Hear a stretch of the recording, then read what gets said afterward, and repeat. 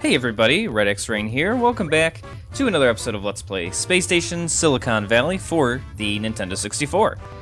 So, last time, just working our way through Zone 1, if you will. We're almost done. This is the point in the game where certainly this sort of European temperate environment kind of wears thin on my patience a little bit, seeing the same animals and generally the same environments. At least they do mix it up quite a bit with, like, the sewers are a very different feel and everything, and I do appreciate that. But we'll get through, like I said, the sort of Zone 1 European temperate zone stuff by the end of this episode, no doubt about it. So interestingly enough, this is like one of the few levels where I feel like the going from the sewers into this level actually makes sense, because we just came from like a sewage drain and everything. Admittedly, not all the levels do that. They just seem to kind of, you were here and now you're here, which is fine. I'm not requiring some grand story arc here at all. I just think it's interesting that sometimes it totally makes sense and sometimes it does not. But here we get to use King Rat's ability that I had mentioned in passing last episode, but you don't really get to see it. So basically, you pick up these rats along the way, and then we want to get closer, because our first objective is to kill these foxes. Now you can hear the little fanfare, you press the B button, and basically the King Rat does what any good leader does, is delegate authority rather than doing any attacking of his own. Because the King Rat, I mean, his big advantage over the regular rats is that he has, he can take a lot more hits and everything, but he's much slower, and his attack isn't really all that effective. Especially against the foxes, which are so fast. But so usually, yeah, what I like to do is once one rat dies, because they will all eventually die. They certainly help to thin out the fox's health, but I mean, maybe I do it wrong, but I've never done any sort of playthrough where oh wow, look at that. And I just ate my words, didn't I? Wow. Okay, I don't even know how I did that, but I did it. The rats took out the foxes. That's really unusual. I guess usually I would just switch to one of the smaller rats, and they're a lot faster, and they can kind of outmaneuver the foxes and just kind of take them out with the poop mines and everything. But it's really interesting, huh? So the souvenir here isn't very well hidden in terms of being able to see it, but getting it is a kind of a different story. There we go. Basically, we're fighting fire with fire. You use the King Rat to put, I think that maybe the foxes can do it too, but push over one of these like barrels and you blow it up with a mine, and somehow that puts out the fire around the box. I know, it's weird. Let's see if we can do this. So we got to be very careful about using the fox's teleport ability, which is not very easy to control. Nope. Basically, I'm trying to just land. Actually, technically, I don't think you need to land on the box with the souvenir on it. But just kind of passing over it like that, and there you go. Got the souvenir. Let's see what we got here. Nothing over here? No? Okay.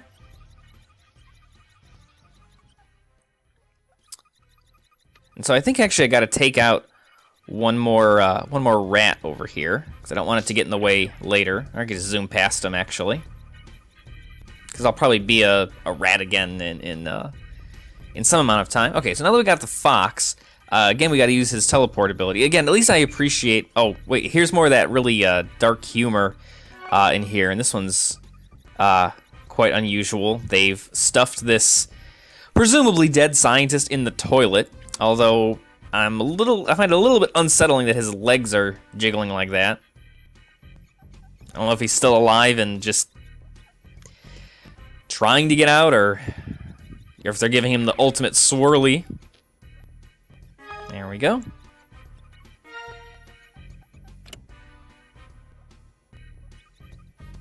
Now there's quite a bit of health spread throughout this level, and again, maybe this level just gives me an inordinate amount of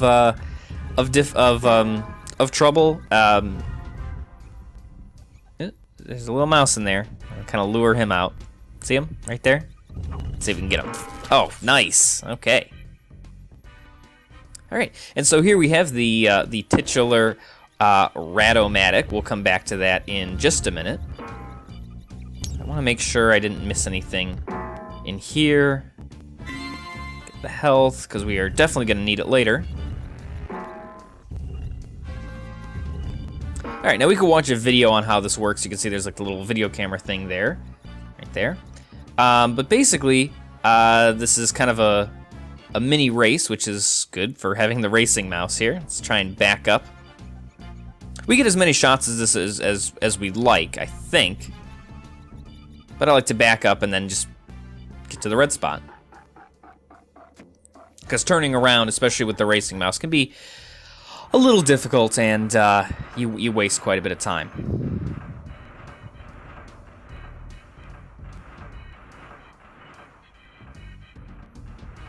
Unnecessarily long cutscene with the pipe. Alright, now this is definitely the hardest part of this level, and some of it I really do think comes down to luck. Basically, we have this obstacle course where pretty much anything and everything can kill us. But usually my strategy is to try and stick to the walls. You tend to avoid a lot of the obstacles. And I'm just trying to make sure I'm facing the right way. Zip past that. Sticking to the walls. There we go. Not bad. Actually, that was I don't know. I must have really had my Wheaties today because I've never had a rat survive and kill all the foxes. I've never really made it through. I only took like one hit from a little bit of the fire. There's a very confused rat, apparently, just trying to run into that.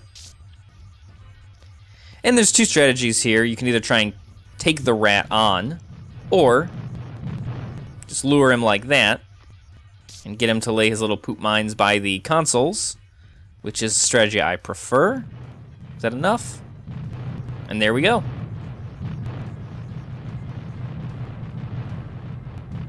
And we get another unnecessarily long cutscene showing every single piece of the Rat-o-Matic blowing up.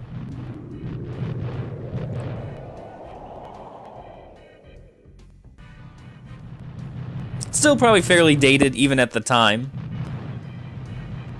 Not quite your full action FMV sequences here, but then again, I think that's kind of the part of this game is the fact that this game is that all of the kind of action sequences like this are all in-game modeling. There are no... Oh, wait, no, there are those really uncomfortable FMVs at the very start of the game with, like, the news reporter that looks like plastic Conan O'Brien. Alright. And we can just let that guy hang out. We don't really need him.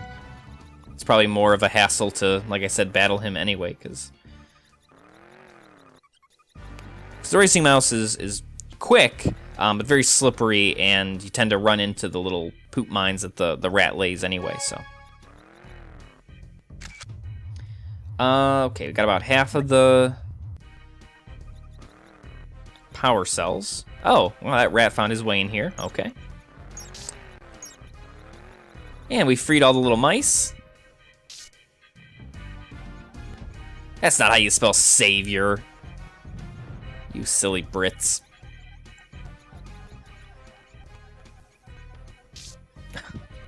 Man, that rat is dedicated.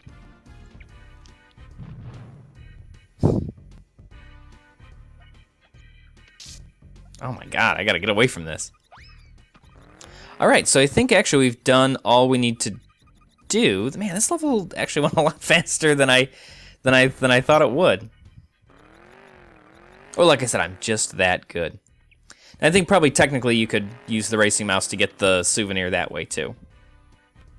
Actually, that was a little bit easier because the racing mouse's little sort of propulsion system there is a lot more reliable than than the foxes. Now this always threw me off though. The last power cells here is that after the mice open this door, they themselves turn into power cells, or they drop them off. I don't know. It's like you have to sort of walk away from them and then come back and get them, which is super unusual. Or at least not instinctive, I think.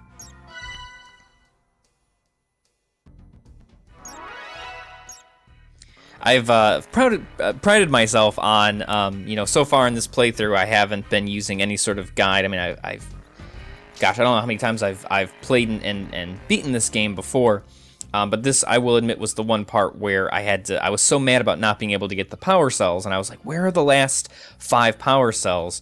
I guess they don't turn into power cells, because here they are, they just drop them off, but I always forget that, and so I had to look up a guide on where to get those last 5, and that was it.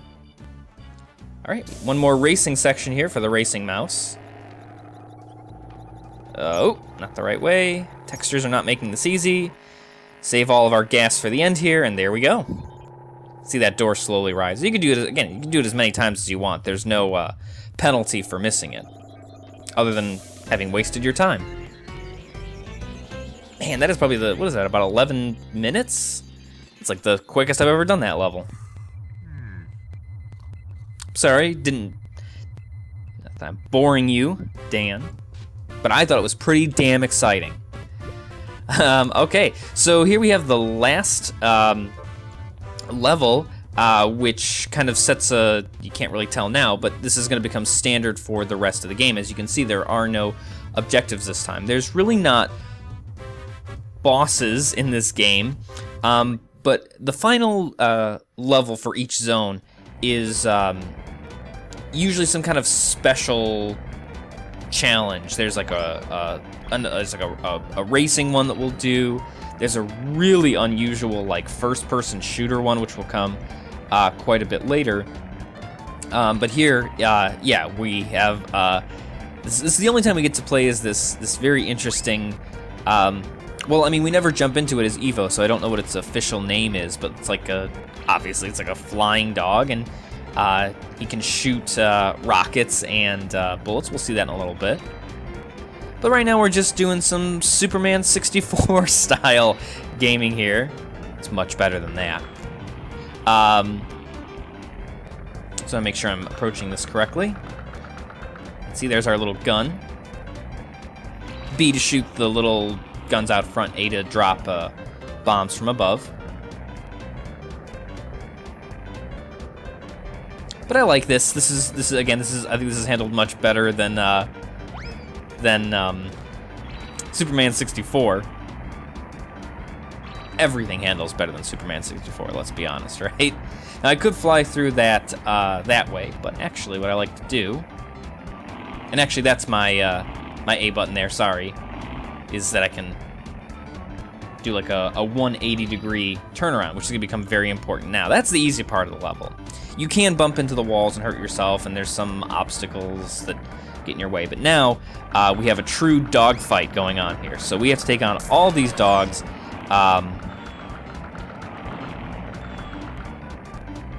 To sort of open up the next phase. And the best strategy here is to kind of fly at them kind of head on, and then turn around and get them from the back. If you try and take them on sort of face to face, like I just did there, I lucked out, but usually that's not a very good idea because they tend to kind of center in on you and take you out pretty easily. And now we have rocket foxes, and they're even worse. Let's make sure we get all the dogs first. And you can see over there along the far right side, I'm heading towards it, is the battery charger. So there are no health orbs here. I guess it wouldn't really work. You'd have to get so close to the ground. But this is what we get instead. As we fly through here, you can see my health is refilling. And then we can do the 180 turnaround, and there we go. Now that's only going to be open for a limited amount of time, so usually what I like to do is obviously fill up my health first thing, and then try to actually lure all the animals over here. Nice. So that I could go back and get health. But actually, that was an amazingly fast run of that. You don't have to kill all the animals. I'm not exactly sure if it's a matter of you have to kill, wow, 2 minutes and 2.5 minutes. Wow. Not to brag, but that's pretty amazing. yeah, I don't know if it's like a certain number of dogs plus a certain number of rocket foxes, but they just kind of keep rejuvenating. But man, wow, that's, well, Rocket Dog looks unimpressed. Flying Rocket Dog, I guess. I don't know. But anyway, that's it for the temperate European zone. And as you can see, it was a lot of levels. It's 4, 5, 6, wait, 3, 4, 5, 6, 7, 8, 9, 10 levels to that. The shading makes it kind of difficult, but you might be able to notice, and there you see we don't get a souvenir, there are no power cells, but instead we get a piece of Evo's suit. Now we have the torso, and that'll be important later on. That's really the point of doing those, because that's really what this story of this game is about, is reassembling Evo. So every final level basically does that. But yeah, so next time we'll start with a whole new environment, whole new slew of animals in the Arctic zone, if you will. So of course this is a very natural stopping point, so I'll stop.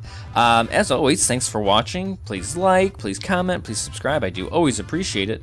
And I will see you guys next time. Snow joke. All right, bye.